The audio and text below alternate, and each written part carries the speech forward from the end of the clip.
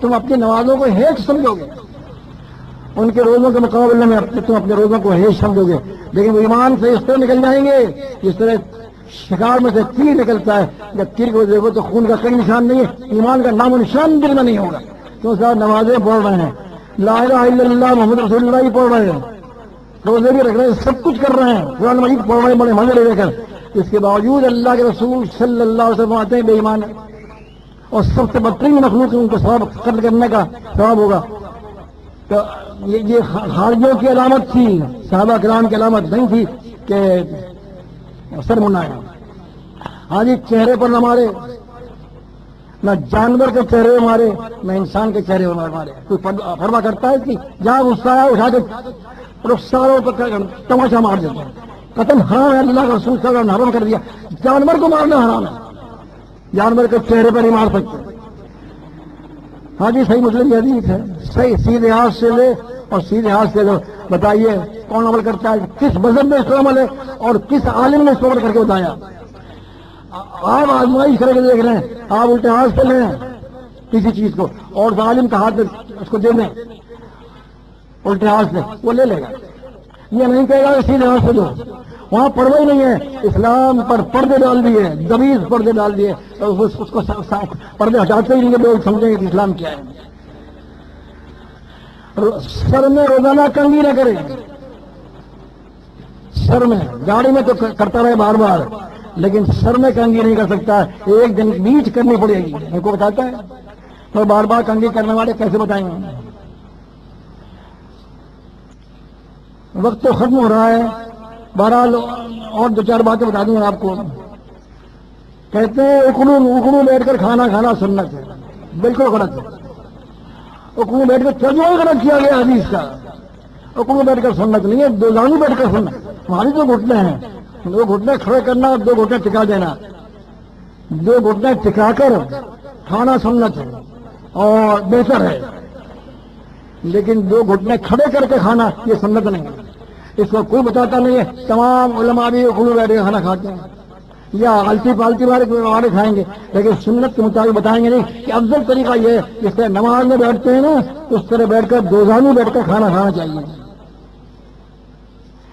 ہاں یہ پینے کا طریقہ وغیرہ بہت سی چیزیں ہیں جو بیان کروں میں. یہ تو بہت بڑی فہرست ہے، کتنا اسلام کو دبایا گیا ہے اور اس کو پردے میں ڈالا گیا ہے. ایک چیز بیان کر دوں آپ کو.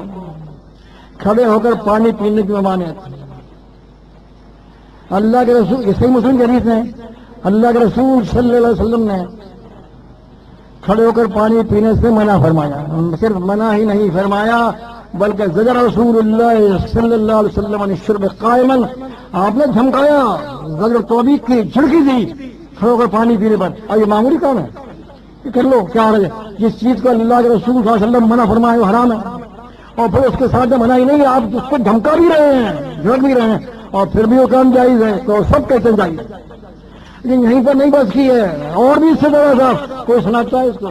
ہاں فرماتے گا لا يشربن احد منكم قائما فمن نسيه فليستقيم. تم میں سے ہرگز، یہ بھی صحیح مسلم کہہ دی، تم میں سے ہرگز کوئی شخص کھڑے ہو کر پانی نہیں پیے، ہرگز کھڑے ہو کر پانی نہ پیے. اگر بھولے سے بھی پی لے تو طے کر دے. سنایا کسی نے آپ کو؟ وہ خود ہی پیتے ہیں، سنائیں گے کیا؟ وہ کہتے ہیں جائز ہے. اللہ کے رسول صلی اللہ علیہ وسلم حرام کر دیں جس کام کو وہ جائز ہو سکتا ہے کسی کے کہنے سے، لیکن ان لوگوں نے دین کو بدل کر رکھ دیا، دین کو مست کر دیا. احمد مصطفیٰ محمد مصطفیٰ صلی اللہ علیہ وسلم جو دین پیش کر کے گئے تھے، جو نمونہ آپ نے پیش کیا تھا وہی دین تھا، مجسم اسلام تھے. اسلام پر عمل کرنا ہے تو رسول اللہ صلی اللہ علیہ وسلم کی پیروی کرنی پڑے گی، آپ کو احکام کو ماننا پڑے گا. اگر اسلام پر عمل نہیں کرنا تو پھر جس چیز کی چاہے آپ پیروی کر لیں، بہرحال یہ اسلام ہے. اللہ کے رسول صلی اللہ علیہ وسلم نے فرمایا جو شخص بھولے سے پانی پی لے وہ طے کر دے. اب کوئی شخص جان کر پی سکتا ہے؟ افسوس ہے جو جان کر پیتے ہیں اور پھر طے بھی نہیں. وہ طے کیسے کریں؟ بھول کر تھوڑی پیا انہوں نے، وہ تو جان بوجھ کر پیتے ہیں. اللہ کے رسول کے حرام کردہ چیز کو حلال سمجھتے ہیں. یہ کہتے ہیں رسول اللہ صلی اللہ علیہ وسلم نے پہلے نے پیا تھا. اگر پیا تھا تو پھر قول فعل میں تضاد ہوا، اور تضاد ہو سکتا ہے نبی کے قول میں، یعنی کسی شریف آدمی کے قول فعل میں تضاد نہیں ہو سکتا، تو نبی اکرم صلی اللہ علیہ وسلم کے قول و فعل میں تضاد ہو سکتا ہے. اگر پیا بھی تھا تو پہلے پیا ہوگا ممانعت سے، ممانعت کے بعد اللہ کے رسول صلی اللہ علیہ وسلم اپنے قول کے خلاف نہیں کر سکتے. غلط بات ہے یہ لوگ کہتے ہیں کہ آپ نے پیا ہے، کہ نہیں کیا، اور پہلے اگر کیا ہو تو بات دوسری ہے. تو غرض یہ کہ بہت بڑی فہرست میں کہا تو سناؤں گا، اس لیے کہ لوگ جو ہے سوالوں میں زیادہ دلچسپی لیتے ہیں. یہ بھی دلچسپی کی چیز ہے، اور شاید کبھی کوئی موقع ایسا آ جائے کہ 2-4 گھنٹے کی تقریر ہو تو پھر یہ ساری باتیں ساری جائیں. یہ بھی فہرست بہت نامکمل ہے، اس کی پورے تکمیل تو بہت مشکل سے ہو سکتی ہے، اس لیے کہ اسلام نام تو سب دیکھتے ہیں، لیکن وہ اسلام جو اللہ کے رسول صلی اللہ علیہ وسلم چھوڑ کر گئے تھے، وہ اسلام تو کسی کے پاس ہے ہی نہیں، اس کو بتاتے ہی نہیں ہے.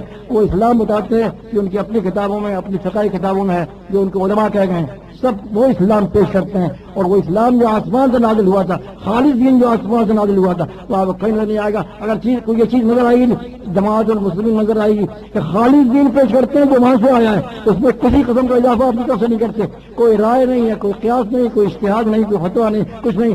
دین ہے تو وہ ہے جو اللہ کی طرف سے آیا تھا، اور اسی کی پیروی کی چلے جاتے. اور اس سلسلے کو ختم کر کے اب میں سوال و جواب شروع کرتا ہوں.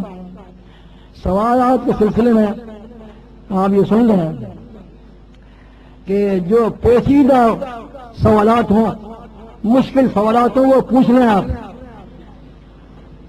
بعد میں یہ نہ کہیں کہ ہمارا سوال رہ گیا. میں سلسلے وار جواب دوں گا. آپ سے مسائل نہ پوچھیں کہ 2 آدمی کھڑے نماز پڑھتے ہوں تو وہ کس طرح کھڑے ہوں. ایسے مسائل اگر پوچھیں گے آپ تو وقت نکل جائے گا، اور وہ پیچیدہ مسئلے رہ جائیں گے جن کو پوچھنے کا لوگ مشتاق ہوا کرتے ہیں کہ پیچیدہ مسئلہ. تو آپ پیچیدہ مسائل پوچھیے.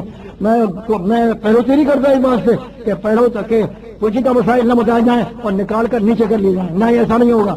جس طرح سے میرے سامنے ترتیب آ رہی ہے اس سے جواب دوں گا. پیچیدہ کوئی مسئلہ ہے ہی نہیں. ہمیں اسلام پیش کرنا ہے، صحیح معنوں میں اسلام پیش کرنا ہے. جو چیز سامنے ہوگی ہم کہہ دیں گے، جو چیز نہیں ہوگی اللہ اس کے رسول کے احکامات میں، اس کے تعلیمات میں، وہ ہم بتائیں گے ہی نہیں. جماعت المسلمین کا قیام کیوں ضروری سمجھا گیا ہے، جبکہ ہمارے ہاں پہلے ہی دینی جماعتوں کی بھرمار ہے. جناب یہ تو صحیح ہے کہ دینی جماعتوں کی بھرمار ہے، لیکن یہ بتائیں کہ کون سی جماعت ایسی ہے جو خالص دین پیش کرتی ہے جو آسمان سے آیا تھا. اگر آپ بتا دیں تو پھر بہت ہی اچھا، ہم شکر گزار ہوں گے آپ کے، اور ہم بھی چلے جائیں گے ادھر. کوئی جماعت ایسی نہیں ہے جو اپنے نام کا ثبوت دے دے قرآن مجید سے یا حدیث. ایک بھی جماعت نہیں ہے. دینی جماعت کا نام وہ ہو کہ انہوں نے خود رکھا ہو، غلط بات. دینی جماعت فتووں پہ چلتی ہو، یہ ایسی جماعت دینی جماعت نہیں ہے.